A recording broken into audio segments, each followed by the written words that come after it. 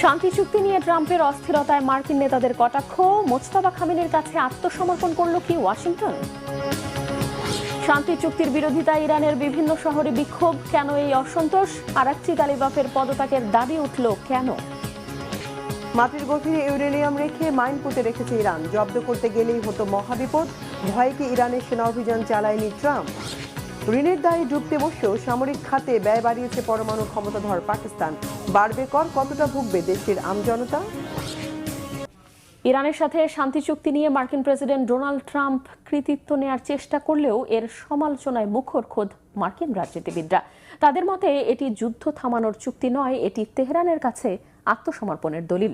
এই চুক্তিকে ইরানের সর্বোচ্চ নেতা মোজতবা খামেনির কাছে প্রেসিডেন্ট ট্রাম্পের আত্মসমর্পণ বলতেও দ্বিধাহীন ডেমোক্র্যাট নেতারা। এমনকি আঙুল তুলেছেন চুক্তির বিনিময়ে হরমুজ প্রণালী খুলে দেওয়ার অর্জনেও। তারা জানতে চেয়েছেন $100 বিলিয়ন খরচে 14 মার্কিন সেনার প্রাণহানির মূল্যে চুকানোর চুক্তিকে কিভাবে বিজয় বলছেন প্রেসিডেন্ট ট্রাম্প। শহীদ আরাফাতের ডেস্ক রিপোর্ট। চুক্তির মাধ্যমে ইরানের কাছে, বিশেষ করে দেশটির সর্বোচ্চ নেতা মোজতবা খামেনির কাছে আত্মসমর্পণ করেছেন মার্কিন প্রেসিডেন্ট ডোনাল্ড ট্রাম্প। এই চুক্তি হচ্ছে সেই আত্মসমর্পণের দলিল। যুক্তরাষ্ট্রের ডেমোক্রেট নেতারা কোনো রাগ ঢাক না রেখে এভাবেই প্রেসিডেন্ট ট্রাম্পের কড়া সমালোচনা করেন। ট্রাম্পের যুদ্ধ পরিকল্পনাকে নির্বোধ আচরণ আখ্যা দিয়ে রবিবার ডেমোক্রেট নেতারা প্রশ্ন ছুড়ে দেন। জানতে চান, যেই হরমুজ প্রণালী যুদ্ধের আগেও খোলা ছিল, সেটি নতুন করে খোলার এ কেমন চুক্তি? শত শত বিলিয়ন ডলার খরচের এই যুদ্ধে ট্রাম্পের অর্জনটাই বাকি। যুদ্ধ শেষ, মার্কিন প্রেসিডেন্টের এই মন্তব্যকে সামনে এনে ক্যালিফোর্নিয়ার সিনেটর অ্যাডাম শিফ সামাজিক যোগাযোগ মাধ্যমে কটাক্ষ করে লিখেছেন যে ট্রাম্প ঠিকই বলেছেন, যুদ্ধ শেষ। তবে এভাবে তিনি আর কতবার প্রতিশ্রুতি ভঙ্গ করবেন? তার মতে ব্যয় কমানোর কথা বলে নতুন নতুন যুদ্ধ শুরু করছেন ডোনাল্ড ট্রাম্প, যা আমেরিকার জনগণকে গভীরভাবে ক্ষতিগ্রস্ত করছে। একে ভয়াবহ দলিল উল্লেখ করে ট্রাম্পের সমালোচনায় কংগ্রেসম্যান সেথ মোল্টন এই চুক্তিকে তেহরানের কাছে আত্মসমর্পণের শামিল বলেছেন। তার প্রশ্ন, সর্বোচ্চ নেতার কাছে আত্মসমর্পণ করে কি অর্জন করলেন মার্কিন প্রেসিডেন্ট? যুদ্ধে $100 বিলিয়ন ব্যয় করে আগের সেই উন্মুক্ত হরমুজ প্রণালীকে আবারও কিভাবে উন্মুক্ত করলেন? বরাবরের মতোই স্বভাবসুলভ ভঙ্গিতে ডেমোক্রেট নেতাদের সমালোচনা পাত্তা না দিয়ে উল্টো সাবেক মার্কিন প্রেসিডেন্ট জো বাইডেনের ওপর দোষ চাপিয়েছেন প্রেসিডেন্ট ট্রাম্প। আরেক সাবেক মার্কিন প্রেসিডেন্ট বারাক ওবামা জেসিপিওএ নামের চুক্তি করে তেহরানকে সহজে পরমাণু অস্ত্র বানাতে সাহায্য করত বলেও দাবি করেন তিনি। ট্রাম্পের দাবি, বিতর্কিত সেই চুক্তি বাতিল না করলে ইরান 6 বছর আগেই পরমাণু অস্ত্র বানিয়ে ফেলত। আর যুদ্ধবন্ধের এই নয়া চুক্তিতে ইরান আর কখনোই সেই সুযোগ পাবে না। বিশ্লেষকরা বলছেন, নিজ দেশের নেতাদের চাপ ও যুদ্ধব্যয় সামলাতে না পেরেই যুদ্ধ থেকে সরার সুযোগ খুঁজছেন মার্কিন প্রেসিডেন্ট। আর নতুন চুক্তির মাধ্যমে যুক্তরাষ্ট্র নয়, বরং ইরানই সুযোগের মোক্ষম ব্যবহার করে গুরুত্বপূর্ণ দাবিগুলো আদায় করে নেবে। পরমাণু অস্ত্র তৈরির উপযোগী উচ্চমাত্রার ইউরেনিয়াম মাটির গভীরে রেখে সুড়ঙ্গগুলোর প্রবেশপথ ধসিয়ে দিয়েছিল ইরান। এমনকি সেখানে মাইনও পুঁতে রেখেছিল তারা। এক প্রতিবেদনে এমন তথ্য জানিয়েছে মার্কিন সংবাদ মাধ্যম CNN। তারা বলছে, ইরানের সমৃদ্ধ ইউরেনিয়াম জব্দ করতে আমেরিকার সেনা অভিযান চালানোর হুমকির পর ইউরেনিয়ামের এমন সুরক্ষা নেয় ইরান। আর এই খবরের পরে স্থল অভিযান চালানোর পরিকল্পনা বাতিল করে আমেরিকা। খামেনির দেশের বুদ্ধিমত্তার কাছে আবারও হারল কি ট্রাম্পের দেশ? নাইম আহমেদের ডেস্ক রিপোর্ট। ইরানে শুধু মিসাইল বা বিমান হামলায় নয়, সেনা অভিযানও চালাতে চেয়েছিলেন মার্কিন প্রেসিডেন্ট ডোনাল্ড ট্রাম্প। পরমাণু অস্ত্র বানাতে উপযোগী ইরানের মজুতকৃত ইউরেনিয়াম জব্দ করতেই এমন সিদ্ধান্ত নিয়েছিলেন তিনি। তবে এমন খবরে মাটির গভীরে মজুদ থাকা ইরানের প্রায় 500 কেজি ইউরেনিয়াম জব্দ ঠেকাতে সুড়ঙ্গগুলোর প্রবেশপথের রাস্তা ধসিয়ে দিয়েছিল ইরানের বিপ্লবী বাহিনী IRGC। আশেপাশে পুঁতে রেখেছিল মাইন, যা উদ্ধার করা খুবই বিপজ্জনক। ইরানের এই বুদ্ধি আর কৌশলের জোরে শেষ পর্যন্ত সেনা অভিযান থেকে সরে যেতে বাধ্য হয়েছিলেন মার্কিন প্রেসিডেন্ট ডোনাল্ড ট্রাম্প। মার্কিন গোয়েন্দা তথ্যের বরাতে এমন তথ্য জানিয়েছে যুক্তরাষ্ট্রের সংবাদ মাধ্যম CNN। এমন এক সময়ে এই প্রতিবেদন এসেছে যখন মধ্যস্থতাকারী দেশ পাকিস্তান জানিয়েছে খুব শিগগিরই হচ্ছে ইরান আমেরিকা সমঝোতা চুক্তি। আর সেই চুক্তিতে ইরান তার সমৃদ্ধ ইউরেনিয়াম তৃতীয় কোনো দেশের হাতে তুলে দিতে রাজি হয়েছে, এমন খবর সঠিক নয় বলে দাবি করেছে তেহরান। বিশ্লেষকরা বলছেন, ইরান চাইলেও সমৃদ্ধ ইউরেনিয়াম তুলে নেওয়ার কাজটি অত্যন্ত বিপজ্জনক ও ঝুঁকিপূর্ণ। এছাড়া চুক্তির কাছাকাছি থাকার খবরের মাঝেও হরমুজ প্রণালীতে দেখা দিয়েছে সামরিক উত্তেজনা। হরমুজে ইরানের কয়েকটি ড্রোন ভূপাতিতের দাবি করেছে মার্কিন বাহিনী। মার্কিন সেন্ট্রাল কমান্ড সামাজিক যোগাযোগ মাধ্যমে এক পোস্টে জানিয়েছে, হরমুজ প্রণালীতে বাণিজ্যিক জাহাজ লক্ষ্য করে ইরানের কয়েকটি ড্রোন হামলা ঠেকিয়েছে তারা। যুক্তরাষ্ট্র বলছে ড্রোনগুলো বাণিজ্যিক জাহাজ চলাচলের জন্য ঝুঁকি তৈরি করেছিল। তবে ইরান বলছে লেবাননের উপর ইসরায়েলের হামলা বন্ধ হলেই কেবল শান্তি চুক্তি হবে, আর চুক্তি হলেই কেবল হরমুজ প্রণালী খুলে দেওয়া হবে। ভবিষ্যতে হরমুজে চলাচলকারী জাহাজগুলোর কাছ থেকে সরাসরি টোল নয়, বরং সেবার বিনিময়ে ফি আদায়ের একটি ব্যবস্থা চালু করা হবে। সমঝোতা চুক্তিতে লেবানন সহ পুরো অঞ্চলে যুদ্ধবন্ধের ঘোষণা রয়েছে। লেবাননের হিজবুল্লাহ এই যুদ্ধে ইরানের জনগণের পাশে থেকেই লড়াই করেছে, এবং আমরা তাদের কখনো একা ছেড়ে দেব না। এই চুক্তি সই হলে পর্যায়ক্রমে খুলে দেওয়া হবে হরমুজ প্রণালী। তবে হরমুজ প্রণালীর ভবিষ্যৎ ব্যবস্থাপনা নির্ধারণ করবে ইরান ও ওমানের পরিকল্পনার উপর। এ ব্যাপারে ওমানকে সাথে নিয়ে কাজ করবে তেহরান।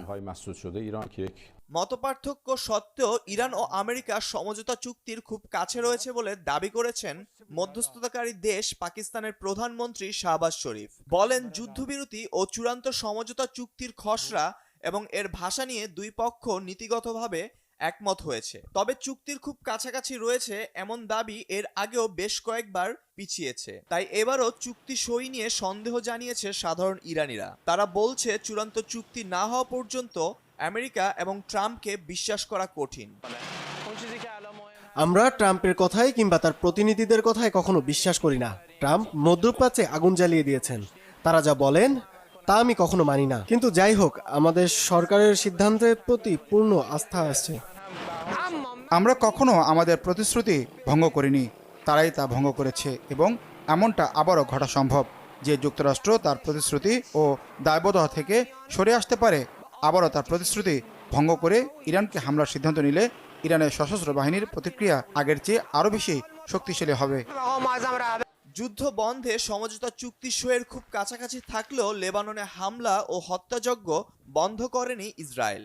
লেবাননের দক্ষিণাঞ্চলে বিমান হামলা অব্যাহত রেখেছে দখলদার বাহিনী। ইরান যুদ্ধ শুরুর পর গেল 3 মাসে লেবাননে হামলা চালিয়ে 3,500-এর বেশি লেবানিজকে হত্যা করেছে বর্বর গণহত্যাকারী ইসরায়েল। শেষমেশ ইরানের সর্বোচ্চ নেতা আয়াতুল্লাহ আলী খামেনির দাফনের দিনক্ষণ জানিয়েছে তেহরান। যুক্তরাষ্ট্র আর ইসরায়েলের হামলায় বর্বর হত্যাকাণ্ডের পর গত 4 মাস গোপন রাখা হয়েছে তার দেহাবশেষ। তেহরান আর কোমে রাষ্ট্রীয় বিদায়ের পর জন্মশহর মাশহাদে চিরশায়িত হবেন পশ্চিমাদের চোখরাঙানিতে নির্ভয় দৃঢ়চিত্ত এই কাণ্ডারি। অদম্য সাহসী এই নেতাকে শেষ বিদায়ে কি প্রস্তুতি নিল ইরান, কবে হবে শোকাবহ এই আয়োজন? হাফিজুল ইসলামের ডেস্ক রিপোর্টে থাকছে বিস্তারিত। 4 মাস আগে এক বিধ্বংসী বিমান হামলায় হত্যা করা হয় ইরানের সর্বোচ্চ নেতা আয়াতুল্লাহ আলী খামেনিকে। কিন্তু যুদ্ধের তীব্রতা আর উত্তপ্ত পরিস্থিতির কারণে এখনও তাকে দাফন করা যায়নি। এতদিন তার মরদেহ রাখা হয়েছিল অত্যন্ত গোপন স্থানে। সম্প্রতি যুদ্ধবিরতির সম্ভাবনা ঘিরে উত্তেজনা হ্রাস পেতেই রাষ্ট্রীয়ভাবে চূড়ান্ত করা হয়েছে খামেনির শেষ বিদায়ের দিনক্ষণ। জুলাইয়ের 4 তারিখ তেহরানে শুরু হবে 3 দিনের রাষ্ট্রীয় আনুষ্ঠানিকতা। এরপর 7 জুলাই পবিত্র শহর কোমে হবে আরেকটি আয়োজন। সবশেষে 9 জুলাই খামেনির জন্মশহর মাশহাদে সম্পন্ন হবে তার দাফন। বাবার শূন্যস্থান কি পূরণ করতে পারবেন আয়াতুল্লাহর ছেলে মুজতবা? 1989 সাল থেকে ইরানের রাষ্ট্র ক্ষমতার মূল কেন্দ্রবিন্দু ছিলেন আয়াতুল্লাহ আলী খামেনি।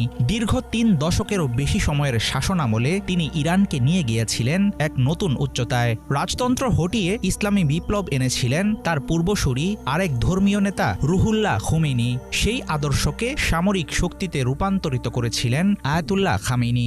ইরানের বিপ্লবী গার্ড IRGC, আধা সামরিক বাহিনী সহ এর পুরো অবকাঠামো খামেনির নিজ হাতে গড়া। তার আমলে তৈরি ইরানের মোজাইক ডিফেন্স ডক্ট্রিন এখন আন্তর্জাতিক ভূরাজনীতির অন্যতম বড় ফ্যাক্টর। গত ফেব্রুয়ারিতে 86 বছর বয়সী ধর্মীয় নেতার মৃত্যু ইরানের জন্য অপূরণীয় ক্ষতির কারণ হয়ে দাঁড়ায়। সেই সময় পুরো মধ্যপ্রাচ্যে তেহরানের মিত্রশক্তি ও সংশ্লিষ্ট বিভিন্ন গোষ্ঠীর মধ্যে তৈরি হয় বিশাল শূন্যতা।